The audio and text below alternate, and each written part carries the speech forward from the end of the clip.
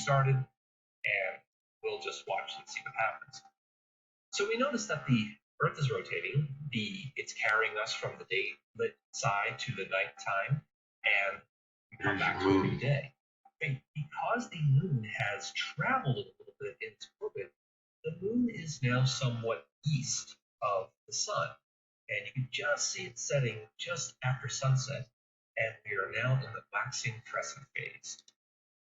Notice it will rise right side lit, by definition, is a waxing moon, and it will set right side lit, by definition, a waxing moon. This is how the moon used to act for centuries.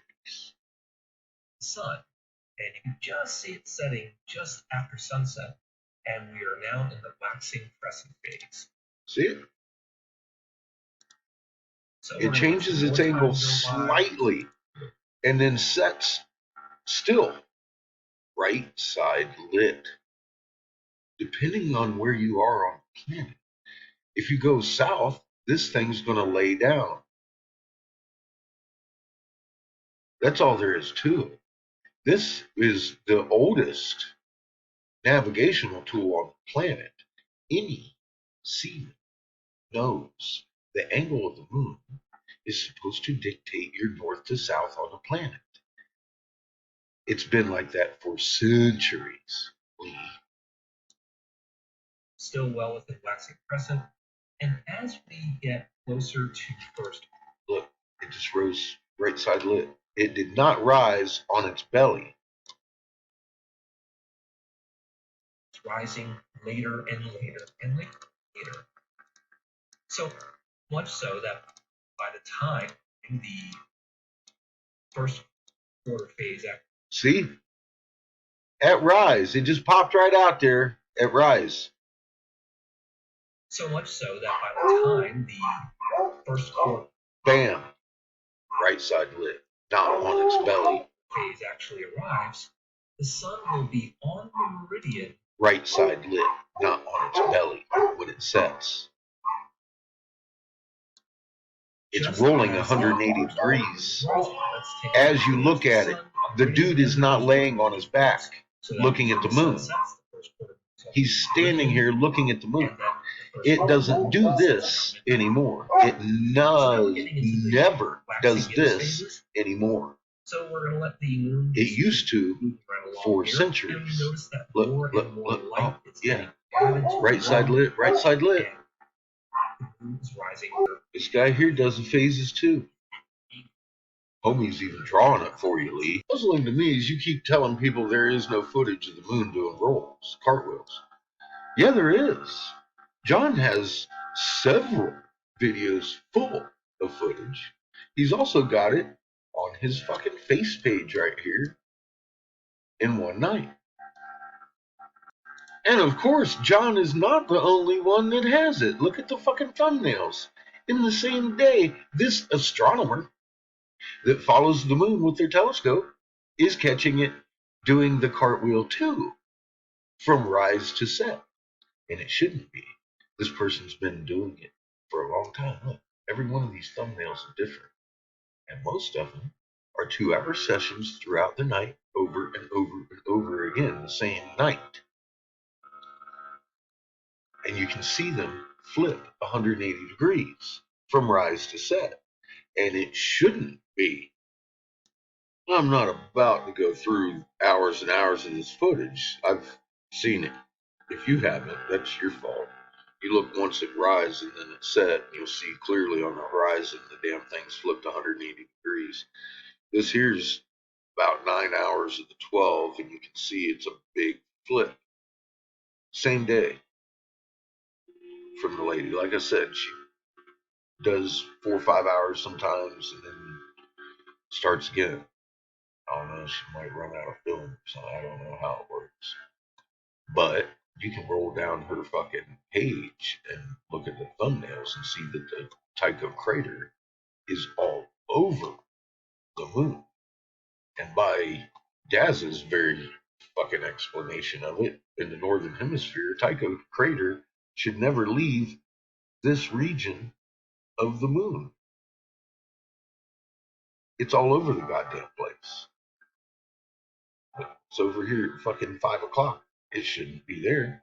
It shouldn't be over here at fucking 5 o'clock, 4 o'clock. Fucking any of this. Here it's normal. That's about it, dude.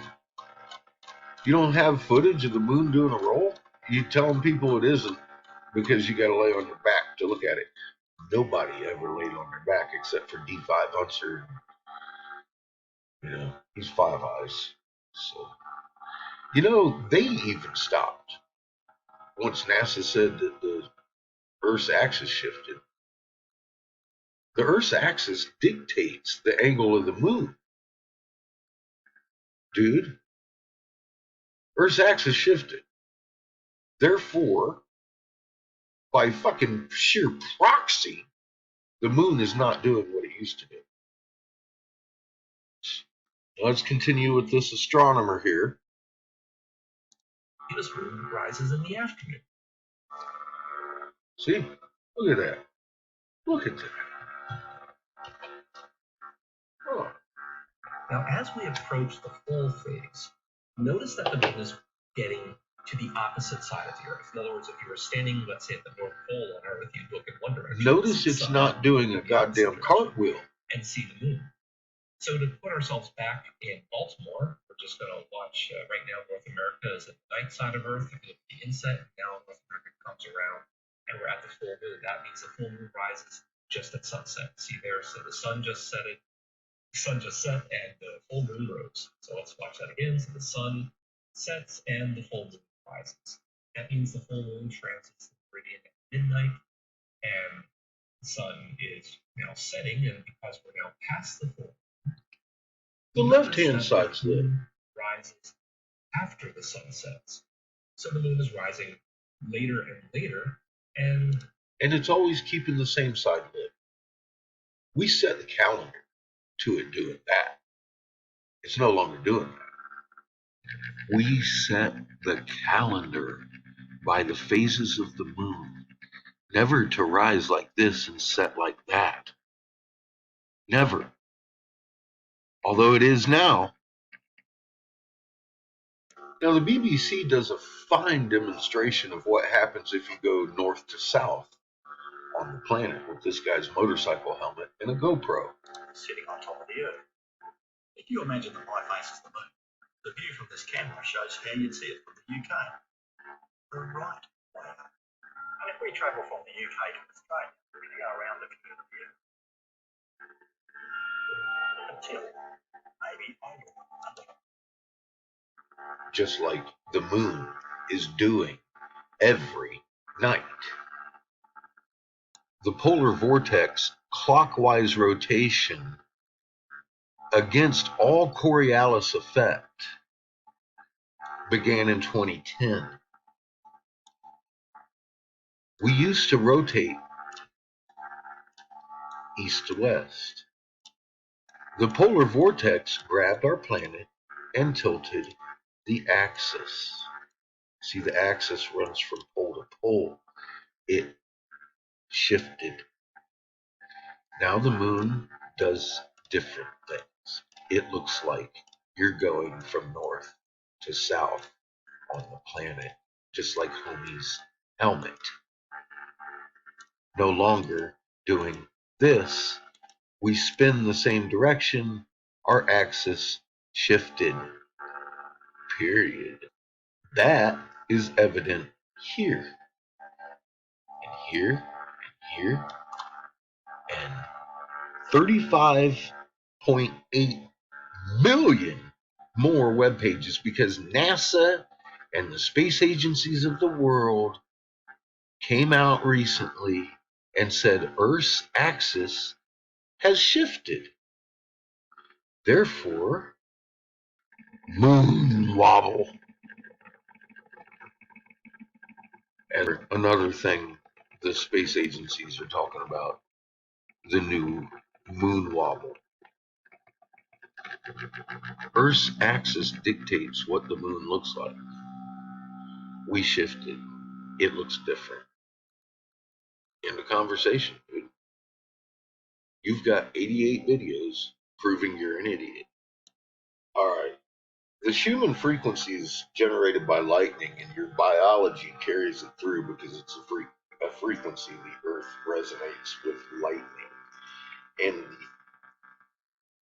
the width of the ionosphere to the surface of the planet times the speed of light.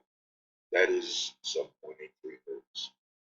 If the atmosphere gets compressed, the Schumann's frequency spikes, which we've been watching steadily spiking for a while now.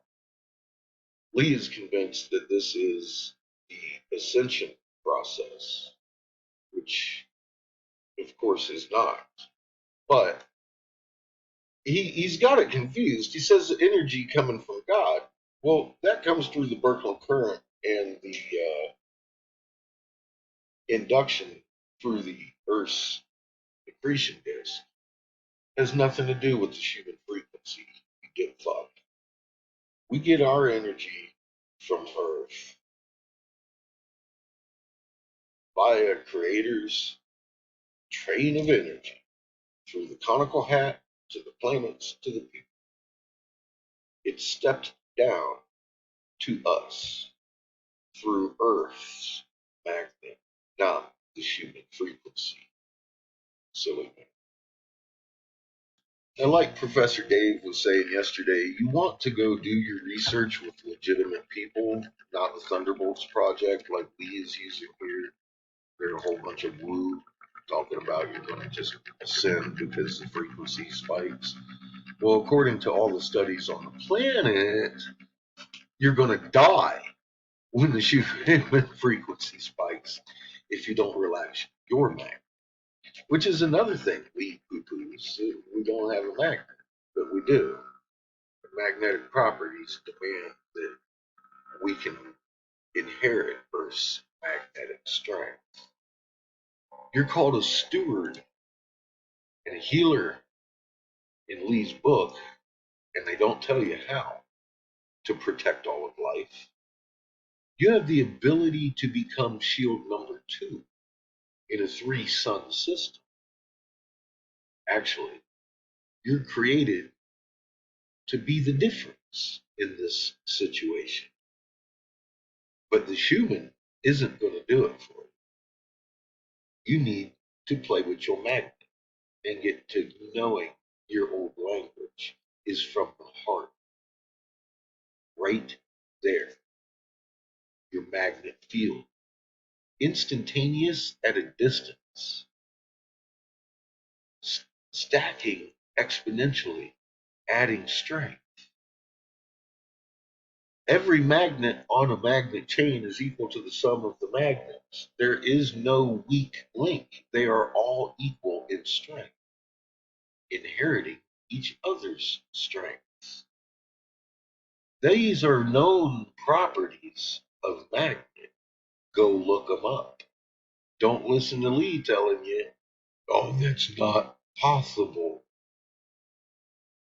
Magnets and magnet properties have been long established. The problem was I didn't know I had a magnet. I bet you didn't either. And if you did, maybe you don't know magnetic properties like I would. I took advanced electronic and electricity in the Navy, and we learned all about transmission and magnets and instantaneous at a distance, stacking strength of magnets, etc. Lee lays tile. I'm a little more qualified in the area. He claims Jesus gave him a dream. Obviously not, because he's so wrong about everything he says. Each point of life, every star is a field of life with planets and freaking jungle around it. Folks, you are the child of a great creator. Be that child.